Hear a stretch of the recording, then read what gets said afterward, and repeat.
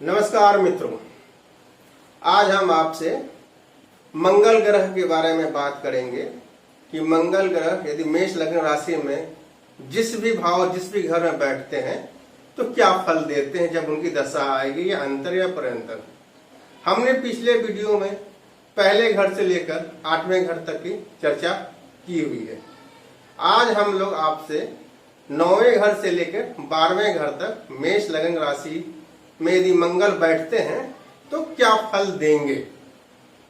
अब मान लीजिए कि मंगल मेष लग्न राशि में 9वें घर में बैठते हैं, तो जब भी उनकी दशा आएगी अंतर या परंतर में, वो पहले घर के 8वें घर, क्योंकि दोनों के खुद स्वामी हैं, और 9वें घर में बैठ जाते तो 9वें के फल देंगे।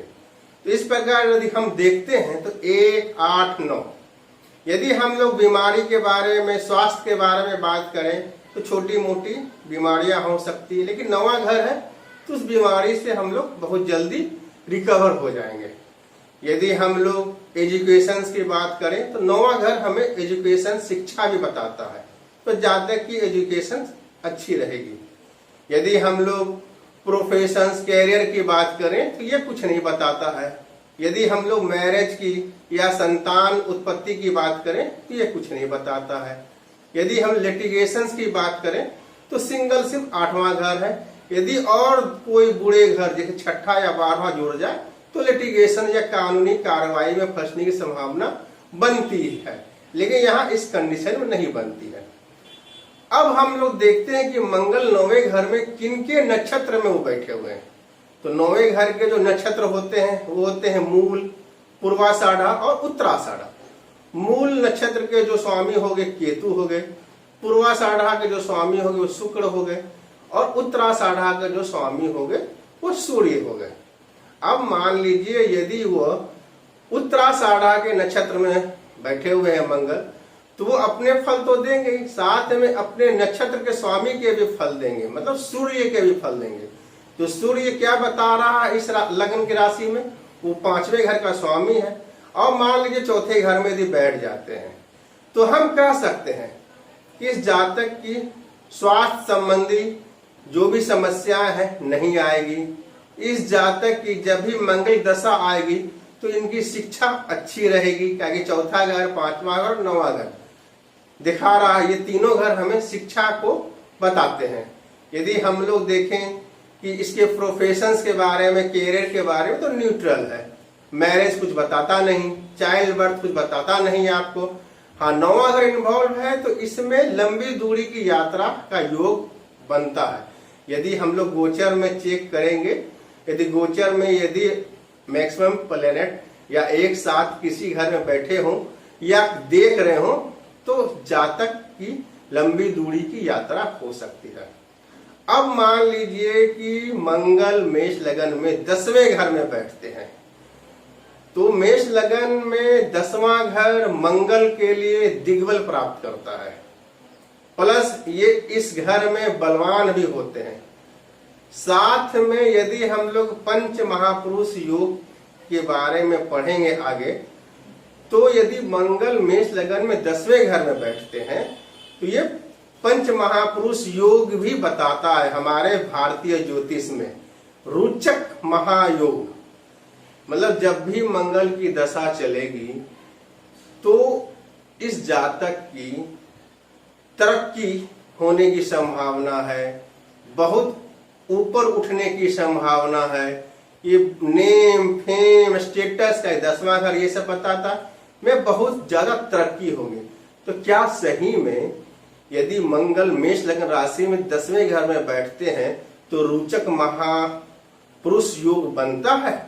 चलिए हम लोग देखते हैं। सबसे पहले हम मंगल को देखते हैं। यदि मंगल 10वें घर में बैठे हैं मेष लगन में तो पहले 8वें और 10वें का रिजल्ट देंगे।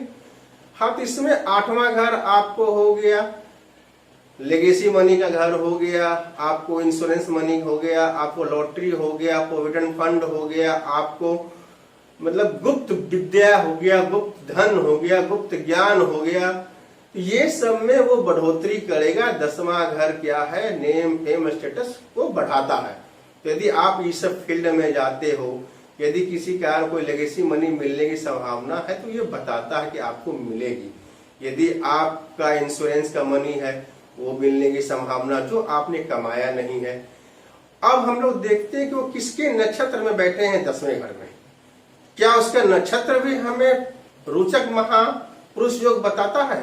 तो उसके जो नक्षत्र होते हैं 10वें घर के वो होते हैं आपको उत्तराषाढ़ा, श्रवण एंड घनिष्ठा।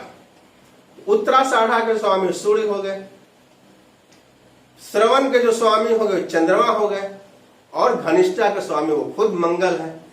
अब हम लोग देखें कि क्या यदि वो सूर्य के नक्षत्र में, चंद्रमा के नक्षत्र में या मंगल के नक्षत्र अपने ही खुद नक्षत्र में बैठते हैं तो क्या रोचक महापुरुष योग बनता है या नहीं बनता है? तो यदि चंद्रमा मान लीजिए वो श्रवण नक्षत्र में बैठे हुए हैं तो अपना फल तो देंगे ही मंगल, पहला 8वें 10वें का, साथ में चंद्रमा के फल भी बहुत ही मजबूती से देंगे। चंद्रमा मेष लगन में चौथे घर बता रहा है आपको। यदि वो 11वें घर में मान लीजिए बैठ जाता है तो 1, 4, 8, 10 और 11 एकदम डिफिनिट रोचक योग बन रहा है। क्या इसमें कोई भी बुरा घर नहीं है।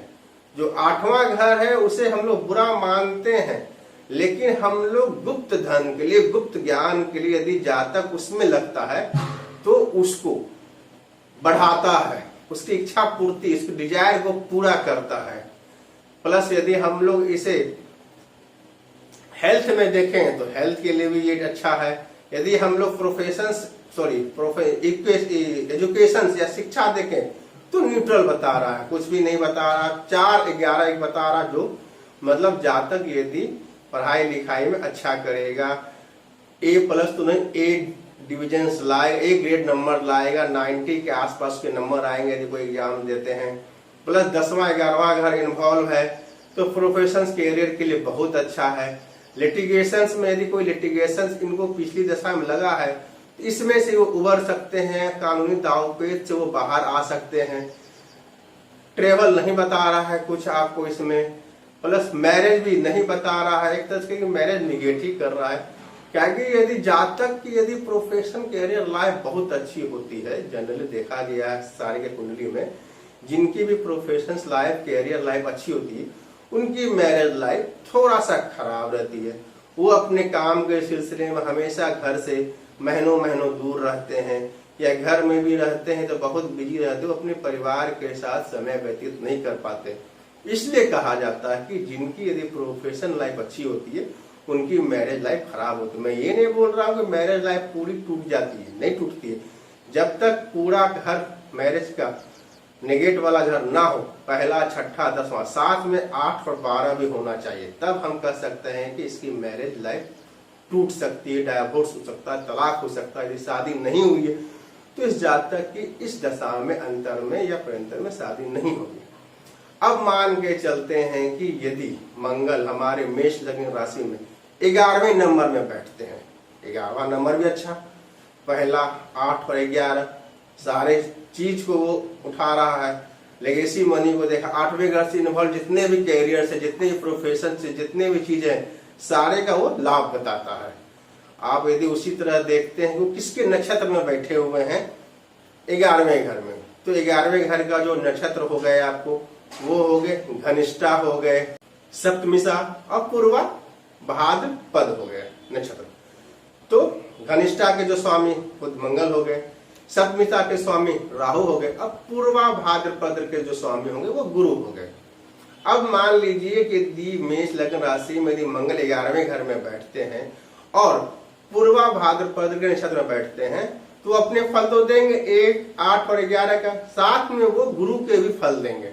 गुरु इस लगन में क्या बता रहे हैं, 9वें और 12वें के स्वामी बता रहे हैं। और यदि मान लीजिए वो 10वें घर में बैठ जाते हैं तब जातक इस दशा में, इस अंतर, इस प्रंतर में मंगल की तरक्की करेगा। सारे कुछ अच्छे बता रहे हैं।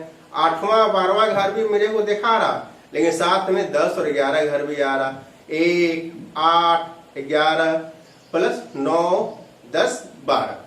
तो कुछ परेशानियां आएंगी, कुछ लिटिगेशन आएंगे, कुछ बीमारियां उनको होगी, लेकिन 10, 11 क्या करते, रिकवरी का काम करते हैं। यदि कुछ परेशानियां, कानूनी अड़चने आ रही है तो उनसे उनको निजात मिल जाएगा बाद में। यदि कुछ बीमारियां हो रही हैं, जैसे पहला 8वां 12वां का इन्वॉल्व है, तो 9वें 10वें 11वें घर भी साथ में इसमें है, मतलब बीमारी होगी लेकिन बाद में जाकर ठीक भी हो जाएंगे। यदि कुछ लॉस हो रहे हैं, कुछ नुकसान हो रहा है, तो बाद में उसकी भरपाई भी हो जाएगी। अब उसी तरह मान लीजिए कि मंगल हमारे मेष लग्न राशि में यदि 12वें घर में बैठते हैं, तो वो पहला 8वें और 12वें का फल देंगे। ये मान के चलिए कि सारे घटनाओं के लिए बुरा होता है। हेल्थ खराब रहेगा, एजुकेशन में नील बट्टा सन्नाटा रहेगा, प्रोफेशन में यदि वो किसी प्रोफेशन कैरियर में है तो उस दशा में प्रोफेशन डिग्रेड होगा, नीचे आएंगे, प्रमोशन की संभावना यदि बनती है तो हो सकता डिमोशन हो जाए। फिर कानूनी दावपेच में भी फंसने की पूरी तरह संभावना है। फिर जब भी आपको हॉस्पिटलाइजेशन हो गया, फिर आपको नुकसान, व्यय, बेड, ये सारे चीज में उनको नुकसान ही होगा। अब हमें देखना है कि किसके नक्षत्र में बैठे हुए हैं। तो 12वें घर के जो नक्षत्र होते हैं वो पूर्वा भाद्रपद, उत्तरा भाद्रपद और रेवती। पूर्वा भाद्रपद के जो स्वामी हो गए वो हो गए गुरु, उत्तरा भाद्रपद जो स्वामी हो गए वो हो गए शनि, और रेवती के स्वामी हो गए बुध। अब यदि उत्तरा भाद्रपद के नक्षत्र में बैठे हैं, मतलब वो शनि के भी फल देंगे। तो शनि मेष लग्न में 10वें 11वें का स्वामी है, और यदि वो कोई अच्छे घर में बैठ जाए, चाहे दूसरे में बैठे या तीसरे में बैठे, चौथे, पंचम, 7वें में बैठ जाए, 9वें में बैठ जाए, या खुद अपने ही घर में बैठ जाए, तो जातक को जितनी तरह की भी परेशानियां आएगी वो सारे से बाद में उनको छुटकारा मिल जाएगा। यदि बीमारियां हो रही है, यदि शल्य चिकित्सा सर्जरी बता रहा है, तो बाद में वो रिकवर होके आ जाएंगे।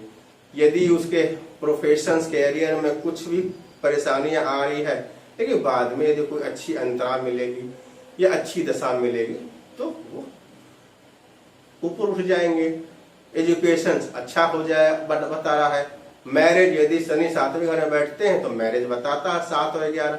हाँ, 1 और 10 भी है आपको, लेकिन 7 11 ही बता रहा, मतलब 50-50 कोई यदि मंगल के साथ चल रही है, कोई अंतर अच्छा आ गया जिसमें 2 7 11 पूरा कॉम्बिनेशन आ गया तो मैरिज हो जाएगी।